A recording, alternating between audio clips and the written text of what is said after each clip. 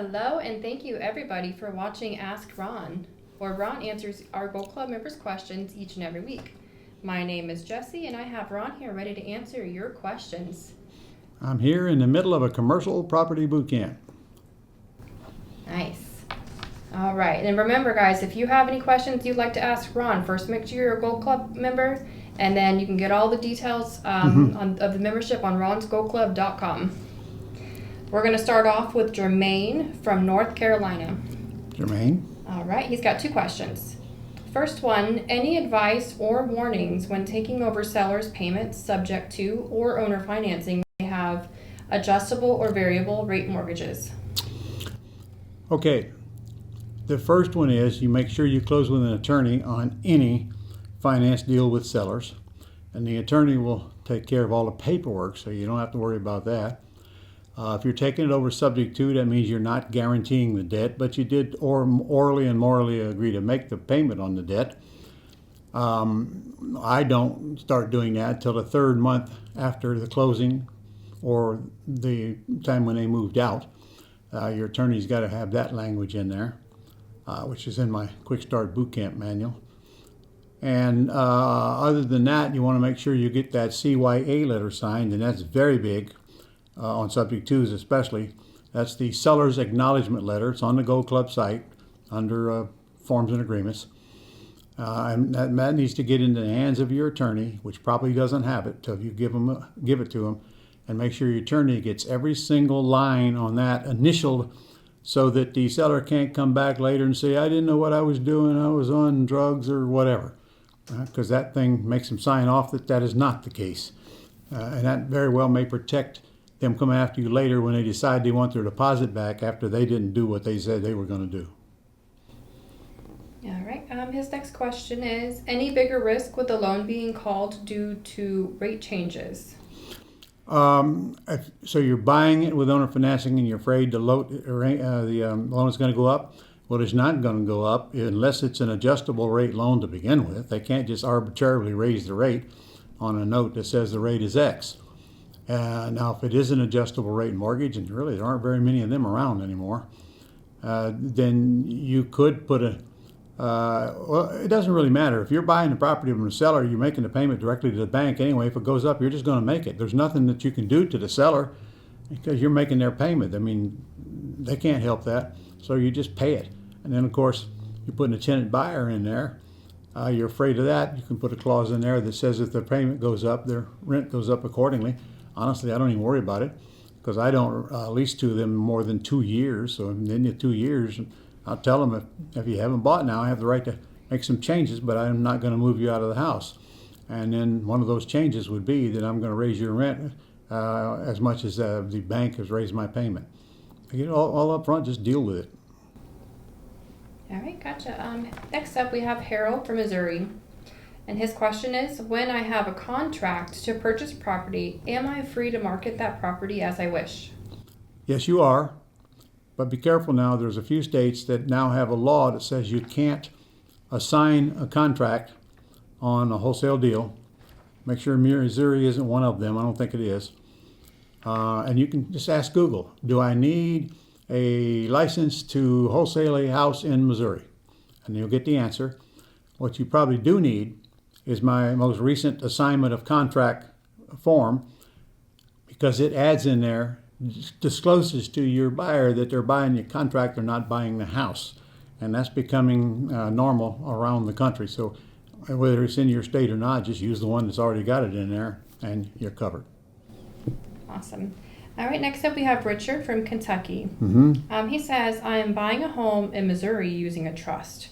One LLC as beneficiary and the other LLC as trustee. He goes on to say, the attorney told me that when recording the deed, the trustee will need to sign, requiring my name as manager, which will be recorded. And so his question is, any way to get around listing my name on public record when recorded?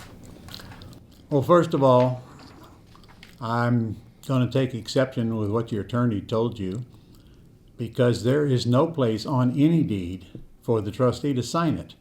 Only the sellers sign a deed, not the trustee. And if, even if what he said was true, it wouldn't bother me. I sign as the manager. It doesn't put me under any liability. I don't care who finds it out. Again, if you take the time to learn how to protect yourself from predators, it doesn't matter anymore whether they know what you got or not, as long as you protect yourself that they can't get it even when they know you got it. There's a lesson on the Gold Club site called 4 LLCs. It would pay all of you watching to go watch that lesson. It shows you how to structure your entities and why you're doing it, and how to put yourself in a position to where they're not going to get anything even if they come after you. All right, next up we have Donna in Michigan. Mm-hmm. I've heard some discussions about using land trust as irrevocable with an LLC as owner and the landowner, me and the trustee, but without the ability to collect the debts owed. What are your thoughts on handling purchases in this fashion? What the heck does that mean? I don't know. All right. First of all, a land trust is not an irrevocable trust. It's a revocable trust. And when you talk to people about it, that's what you call it, a revocable trust. Your attorney will know what that means. Now, you're almost right. Your trust takes title to the property. An LLC owns the trust. And then the individuals, husband and wife, own the LLC, if that's the way you want it to happen. So now it comes down to, how do I own that LLC? And that's where your estate planning comes in handy. And that lesson is also part of that 4 LLCs lesson on the Gold Club site. Because in my state, I would take title as my wife and I, tenants by the entirety. Nobody can pierce that. It's very safe, but it only applies in about a third of the states. So go back and ask Siri, what states does tenants by the entirety comply with? And you'll get the whole list right there. And if you live in one of those, that's how you want to own the land trust, the LLC that owns the land trust. Does that answer that question? It does, thank you. All right, next up we have Linda in North Carolina. What is the correct wording or best way to handle a property that I have a lease option on that I will be selling to an end buyer? The property is in my Roth IRA. Okay, that's good, because Roth IRA won't trigger UBIT if it's a lease purchase. So you won't pay taxes on the gain. So here's what you're going to have to do. When you get a buyer that says my loan is approved, you need to go back to the seller. And by the way, you need to be working with a buyer's loan processor so they know what's going on. Go back to the seller and get another purchase and sale agreement. And on that purchase and sale agreement, I don't know what your numbers are, but let's say you owe the seller $200 and your buyer is paying you $220 and giving you $20 down. All right, you got to go back to the seller and get a purchase and sale agreement from them to your buyer.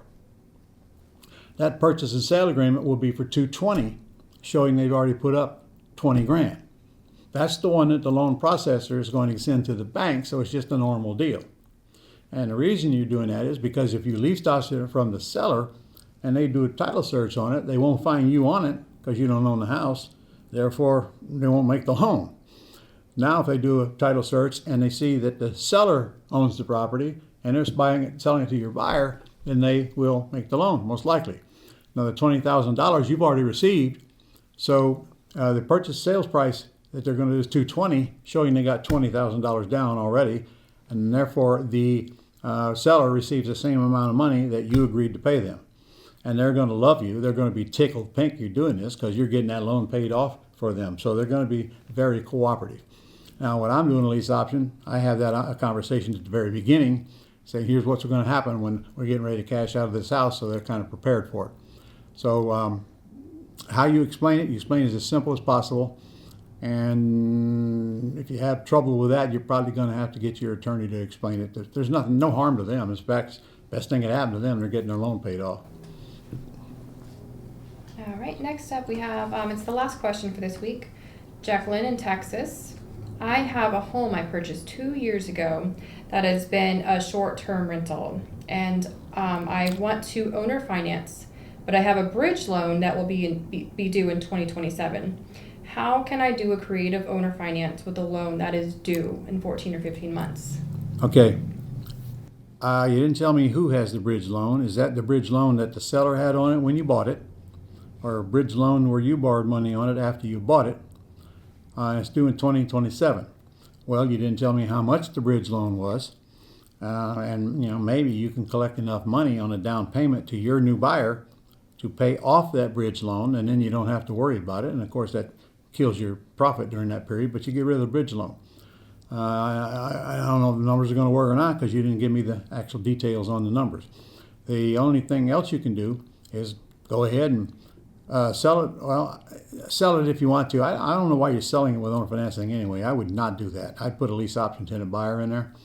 And always maintain the control and make as much money. In fact, I make more money with a lease option tenant buyer probably than I would sell it with owner financing. And plus, there's some closing costs when you sell it for owner financing. There's none when you put a tenant buyer in the house. But you're either going to have to hope that they don't call that loan due and go ahead and sell it and do a wrap around it. It probably won't, but if it's in your personal name, then it's going to be a big deal to you. If it's in the seller's name, then it probably won't be such a big deal to you. So the safest thing to do is get it paid off before you or when you put the new buyer in the house with owner financing, if that's what you're going to do. All right, awesome. Thank you, Ron. That is all the questions that we have for this week. Okay. All right, guys. Don't forget to register for the summit now, December 3rd, 4th, and 5th. It's going to be a big one. It's going to be a good one. It's free. Go down there and punch a button and get registered for it right now. And stay tuned and make sure you set aside the time. Don't get interruptions. Don't have anything else going on during that 3 days, so you don't have to miss some important classes. You don't know which one you're going to miss that could change your life. So give that time, dedicate it to your own education. Starts at 9 a.m. Eastern on December the 3rd. See you next week.